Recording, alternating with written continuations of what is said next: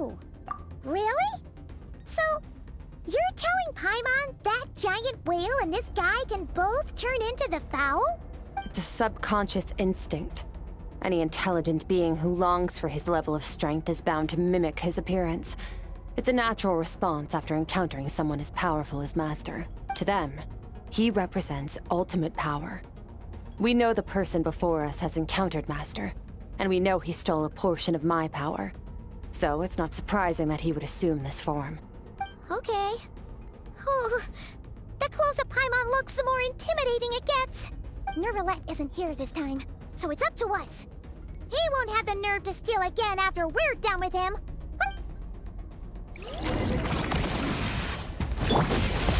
Water jet! Wipe out! Extinguish! Mine to wield.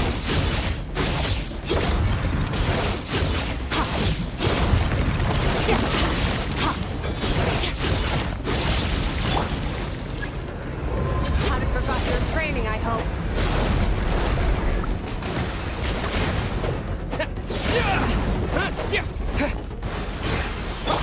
Annihilate! Mine to wield.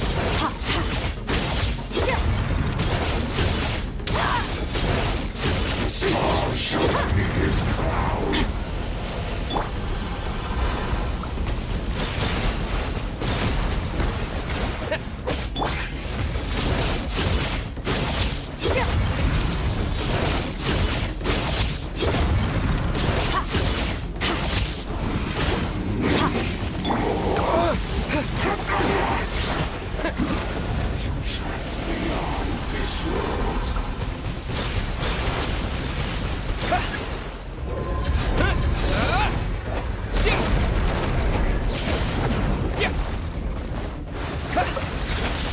Bombs away! Merciless! Into the void! Go!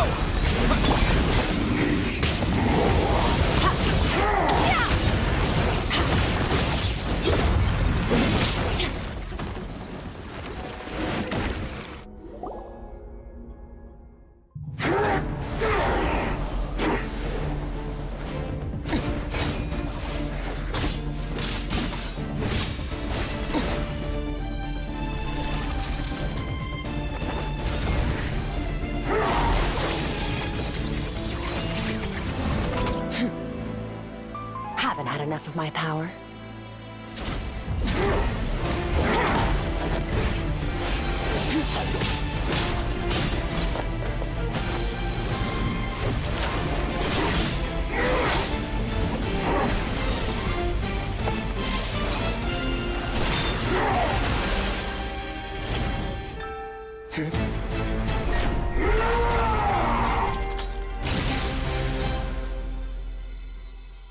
Well then, let's see how much more of this power you can handle.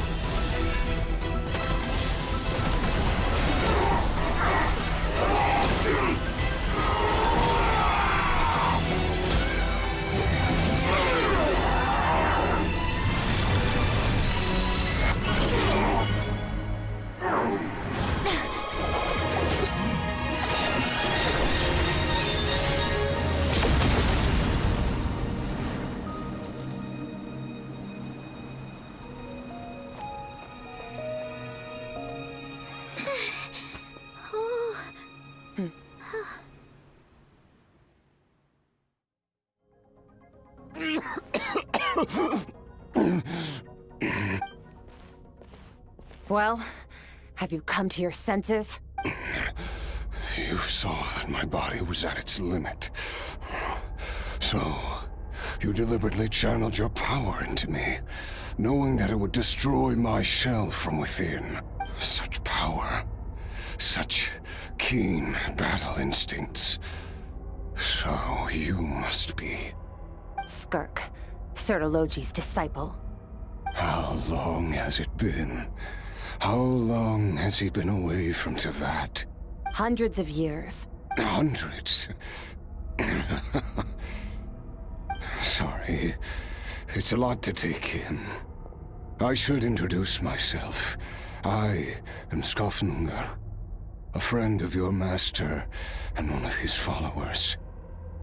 This is the first time I've heard your name, Skirk. But hundreds of years ago, I knew you existed. And I knew you would come here. Hundreds of years ago? Sounds like you and Master have quite the history. Care to tell us about it? Of course. Might as well take advantage of a clear head while I can. The story starts a long, long time ago. I was born into a noble family in Conria. As the eldest son, I was set to inherit our title. But I contracted an incurable illness as a child, and everyone gave up on me. I trained the sword harder than anyone else, defeated all of my peers. But it was all in vain. When other people looked at me, all I saw in their eyes was pity, or a strange glee in my misfortune. Even my parents were just waiting for me to die. Over time, my heart hardened, and I became aimless. That was the point where I met your master, Surtalogi. We were similar in age, but different in background. He was born in prison, the son of criminals who had been sentenced to death. He spent his childhood wandering the streets, facing more criticism than the literary works in the Universitas Magistrorum. Yet, he always wore a smile on his face, as if kindness and malice were one and the same, and he could not see the difference. I still remember what he said to me when we first met. You need to fight to survive. Even if it's a losing battle, it should light a fire under you. How can you sit back like this and go down without a fight? That does sound like something he would say. He was the first to acknowledge that I was worth something, and he inspired me to keep going. When we sparred together, it was the first time I'd actually felt the thrill of combat. When I was 10, he stole forbidden research materials and managed to cure my illness. It was like there was nothing in this world he couldn't accomplish. When it came to the human form, he was always intent on pushing the boundaries of possibility. But somewhere along the way, I fell behind. My talents were nothing compared to his, and at some point, I realized he had pulled so far ahead, I was too embarrassed to even ask him to spar. After his grand endeavor was successful, he sought me out and said to me, "This planet no longer holds anything of interest to me, so I'm leaving. But first, I have an offer. I can use a power I have just refined to break the curse of immortality for you. Your death was once what we worked so hard to prevent. But the immortality you now face is a different kind of pain altogether." I'll pass. Immortality doesn't sound so bad to me. Since I can't die, it means I have an infinite amount of time to get stronger. Maybe I'll finally catch up to you one day, and we can spar like we used to. Are you sure? I cannot say when I will return. Your body, or rather, your soul, might not be able to withstand this curse. All I can do is try. After all, a wise man once told me, people need to fight for their own survival. Wise indeed. Nevertheless, if you grow weary of the pain of immortality, and wish to experience a good sparring match before you wither away, seek out my disciple. Disciple? Never thought I'd hear that word coming from you. Nor I. But Vedifenir said I was destined to find a disciple out there in the universe, and bring her to Tibet. You know as well as I, Vedifenir's prophecies are never wrong. Well, now I'm curious about who this disciple of yours will be. All Vedifenir said was that one day, the stars shall bow in her honor. Sounds pretty impressive. Of course. Only the most outstanding people would have the right to become my disciple. Still self-assured as ever, I see. But you're not wrong. I'll be leading them. Oh, and if you are serious about getting stronger, I left you a little gift in the primordial sea. As I've said before, walk whatever path you want. Freedom means even the wicked get to make their own choices. Waiting for me in the primordial sea was the all-devouring narwhal, already beaten into submission by Surtalogi. In its weakened state, I was able to cut off part of its flesh and sew it into my own heart. Your heart? That sounds like torture! How did you even survive that? Because, of course, I bear the curse of immortality. So, you used the curse to turn yourself into a vessel for power. Even with that whale's ability, devouring power like that is not something the human body can withstand. With your body and soul constantly at the breaking point, it was the curse of immortality that sustained you. But that is not the path to strength. You have to pour your heart into it, work for it, dream of it. Instead, you stole something that didn't belong to you, and it backfired. You're right. I should have known better, but I had already pushed myself to my limits, and he was still miles ahead of me. So I had to take a leap of faith. I miss your master. I miss the days when we were all together, troublemakers without a home.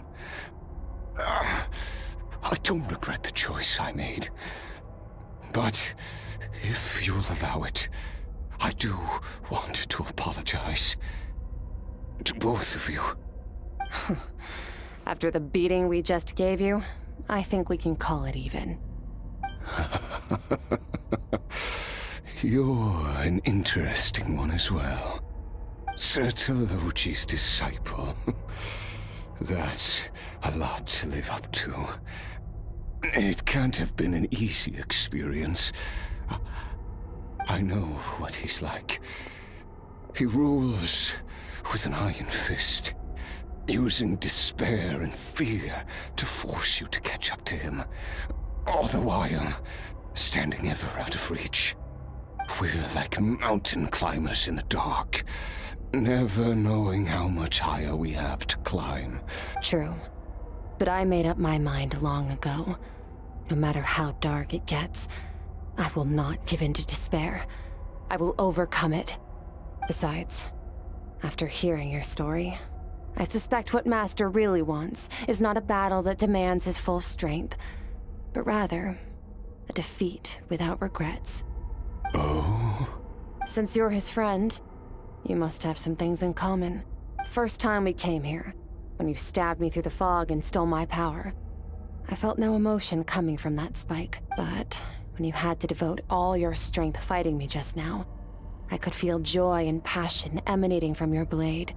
It was the joy of a researcher discovering the truth of the world, the joy of an artist uncovering a temple of wonders. Interesting. I'm certain I didn't express those emotions outright, yet you were able to read them from my blade, like a glimpse into my inner world. You're right. That battle brought me an unbridled sense of joy. Exactly. I think Master also craves a battle like that. One where his opponent forces him to use all his strength, unlock the extent of his potential, and transcend his own limits. A battle to end all battles.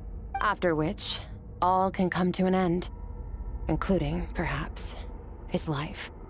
For that very reason, good and evil are meaningless to him. He has one purpose, one goal: to complete himself. It's one of the secrets to his strength. Perhaps you're right. Perhaps that is his goal.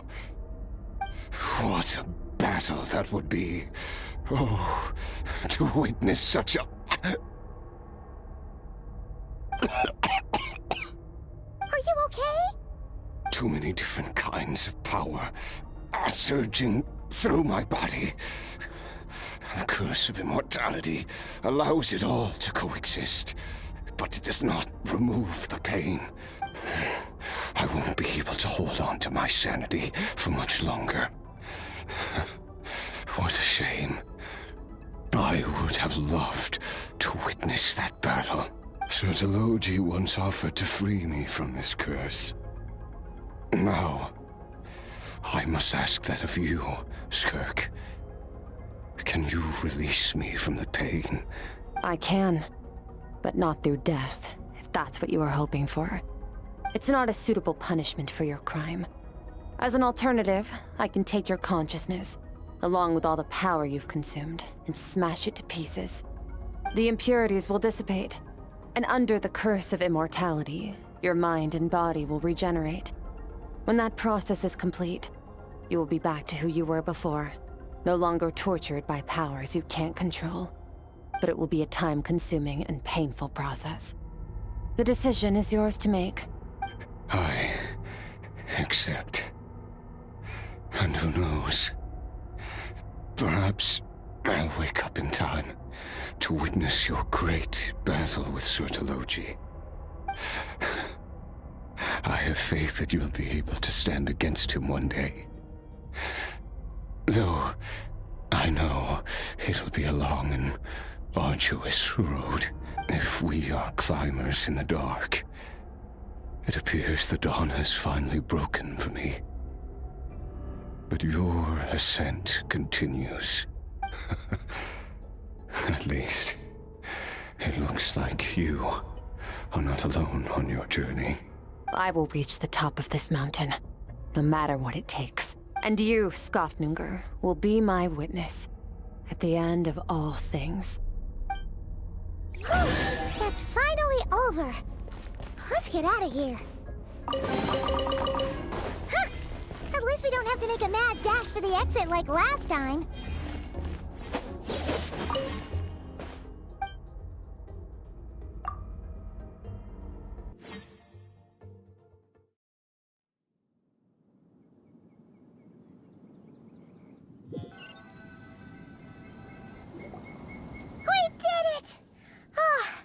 It's only been a few days, but it feels like forever. Once again, we've proved there's nothing we can't overcome. Wow, you sound even more confident than usual. Today sure went by fast. It's night already. Oh wait, that reminds Paimon. The stars you mentioned, the ones that died out, are they back now? Yes. The power Skofnungr stole has been returned. So, the stars have regained their light. Great! Huh, it's crazy that you even noticed their light was gone. There are so many stars in the sky. If a few disappeared, Paimon definitely wouldn't be able to tell. I suppose it's because I have gazed upon this sky for centuries. The false stars, hanging in the meticulously planned sky, glittering with rotten light. It's not real. And yet, it is for that very reason that I can look upon it and enjoy the momentary peace it brings. Even the most beautiful of bubbles has to burst. We will return to the real universe one day, whether of our own volition or not. Time marches ever forward. Even the innocent and naive will taste life's bitterness. Yet through hardship, we grow, until we learn to seize the sands of time for ourselves. Though we gaze upon a false sky, its vastness and majesty is palpable. One can only wonder, what is it going to take for kindness to reign supreme in the vast expanse of the universe? Oh, this is all going over Paimon's head. But if she knows one thing, it's that the Traveler always finds a way. Ever since we met, he has filled Paimon's days with happiness. No matter how tough things get, he always finds a way to make it better. If it's too big a job for one person, then we'll do it with two. And if two's still not enough, then three. We've met so many amazing friends, and accomplished so many amazing things. As long as we don't give up, we can make any wish come true. I suppose when it comes to you, anything is possible. Well, I should be going. Now that my power is no longer isolated from my emotions, I need more practice to get used to it. I suppose fate will decide. Maybe we'll bump into each other on the street. Or maybe we'll reunite on a different planet entirely. Regardless, reunions and partings are but passing moments. More than anything, I hope that, at the end of this journey, wherever it takes us, we stand in a world reborn. One without war, pain, or forced partings. One where new life can bloom, even where there was once nothing but school. For this, we must all work to become stronger. Goodbye, Traveler. Remember your training. Make sure to put it to use. Bye!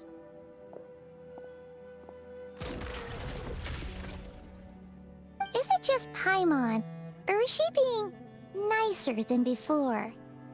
We definitely count as friends after all that, don't you think? Hey, what do you think about camping here tonight? There's nothing quite like sleeping under the stars. Come tomorrow, we can continue our journey. Oh, and since Paimon treated you to that super nice meal at Wanmin Restaurant, it's about time you returned the favor.